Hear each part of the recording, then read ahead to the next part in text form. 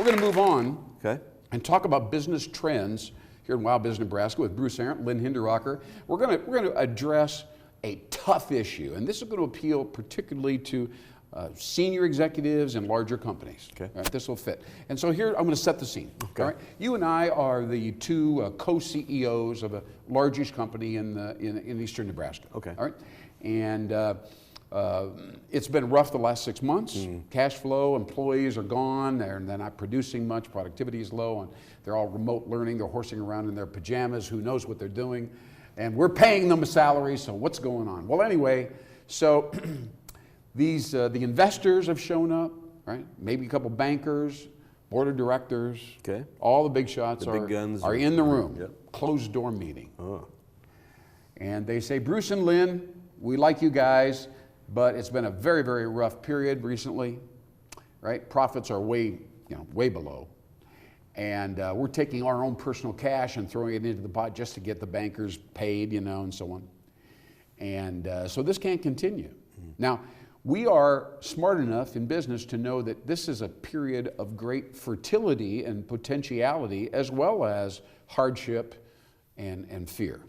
Right? We get that principle. Right. And so we want to ask you, Bruce and Lynn, to examine what we think are the four primary aspects of business in the organization. And tell us where you think we're at in those respects. Okay. And which of those things, if we had to sink some real money, extra money, or time and energy into one facet of this, which facet would be. And then you would say, well, what dimensions are we talking about? Go ahead and say that. I was just going to ask you, what dimensions are we talking about? Yes. I was prepared for that. So the four dimensions are, and this is by the way, this comes up because of experience. All right. Yeah. One is product development. Okay. Everybody knows that's an important dimension of business. Sure. Next one, organizational development. Okay. Right. Which is kind of how people are structured and who does what and how does it work. Third one would be, let's call it customer development. Okay. Which is marketing, advertising, and customer service. Okay. Okay. And then the last facet would be management development. I didn't say leadership development, I say management development, meaning everybody who's kind of at a mid to high level. Okay. Who manages a team of anybody. Okay. What was the first one? The first one is product development. Product development. Then organizational development. Okay. Then business development or customer development. Okay. And then finally, management or leadership development. Okay. Those four facets, we're going to lay that in front of you two guys, and we're going to ask you to figure out where's the problem and where's the solution if we're talking about these four facets. Isn't that interesting? That's a tough one. Well, I find it a stimulating exercise. Yeah. Because so often the facet that really is the issue gets ignored. It's been that way for a long time. Right. For instance, you look at the management development piece for just a minute. A lot of companies organize their books in such a way that the CFO knows what's going on, the controller, they know what's going on. Right. But a lot of the managers, frankly, have no control over the money flow and where those resources are going. That's a big deal. Yeah. So they really aren't managing money. Somehow that gets... That's the money guy over in the other end of the building. But yet they may be called on the carpet. Because your division is not profitable, et cetera. Right. So they'd say, well, if I could move the money around here, and that could be more. All right. So that's one thing. Yeah. That's one thing. There's an interesting thing. And so then you'd go back to the second facet we said, which is organizational development. Mm-hmm.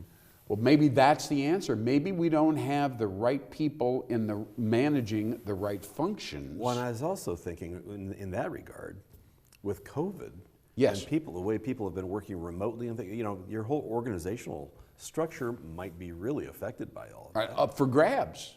Some people, by the way, are really excited. They say we're getting stuff done faster than we've got it done before. We got all these people out there. They got nothing to do but work. They're working their butts off out there. And believe it or not, we don't need 6 months to come up with a new product or a new idea. These people were banging it out in 3 weeks. So we want to stay with this whole thing, close the office almost all the way down, and just work with these people to kind of accelerate the world. Seriously. I know. So that's an organizational development decision that the stakeholders in the audience might be going, let's hear more about that. Right? That's what I heard some other companies doing that. Right? So product development would be the first thing. I think we right off the bat, we say, are we competitive with our products? Yeah, and but I have to lean toward the whole customer and business development side. Yeah. Personally. Yeah. Because I think that's how I'm wired. Yeah. You know, it's like, yes, you have a product, but you've got to have a place to sell it. Yeah. You know, you have people to sell it to, and a way to get the word out. And yeah, I was going to say, and maybe we don't really understand what the customer wants these days, because Right. things have changed a lot over the last few years. So I think the first thing would be send somebody out to find out really what the customer does care Kind of like about. what you were talking about earlier. I mean, that would make, I don't think anybody would argue with that Right. if they feel that they could live with the results, right? Then the next question I would say then, let's say we got the report there and the customer likes this, but they hate this, all that, right? Then what do? I'm thinking management development then, all right? Let's find out what managers will do or think they should do. And if they don't have any insights, get them out, right? Replace them with people that are a little more maybe imaginative or whatever. But the customer development the customers have to be the roadmap for all of that. I think so. Yeah. I think so. And then go from there. Like, say, if people can't seem to deliver on that, then maybe they aren't the right person for that particular position or whatever. Exactly right. And then I think I would also look and say, have we been left behind in certain things? They're just kind of drifting along. Should we just defund them, in other words, kind of just what Joseph Schumpeter used to call creative destruction, which is take anything that's underperforming and get rid of it. Huh. Yeah, he was a brilliant Austrian economist, and that was his idea, is the company should look and act like a bunch of entrepreneurs. And if something's just floating along and they're generating a little bit of paltry amount of profit, but there's no upside with them, cut them off. That's easier said than done, but that it is a very and then take the resources and reallocate it in 3 innovative new products that show potential. Okay, that makes sense. Would be the idea. And then once we get those in place, then we bring the managers into a room and say, we want to restructure the organization so that value is being created between departments and between people more frequently. That's the key issue, is where in the whole structure is value being created? Yeah. You know? And if the managers can't see it or they don't know where that would be, because none of it's obvious, right? You got to see, kind of look through the cracks. Right. But if you can figure out where value is being created, and you're going to kind of stop up the dam, plug the dam, while meanwhile incentivizing and even throwing some money at entrepreneurial feeling ventures, then your culture, everybody will be happy because we have a new future. Nobody's going to get fired. Right, they'll feel a little more secure because you've got a direction. We're doing something. Yeah. And then there will be happiness and joy and bliss. Exuberation, yeah. That kind of thing. All right, well, I think we just solved our problem. We'll call it 4D. It's 4-dimensional thinking. There you go. Huh? We could maybe patent that and just sell this little episode right here. So I think the board isn't going to fire us after all. I don't that yet. All right, Bruce Aaron, thank you so much. We appreciate it. That was fun. You do a great job with Wild Biz Growth Dynamics, Wild Biz Nebraska, excuse me. And I'm Lynn Hinderrocker here, and we will see you next time.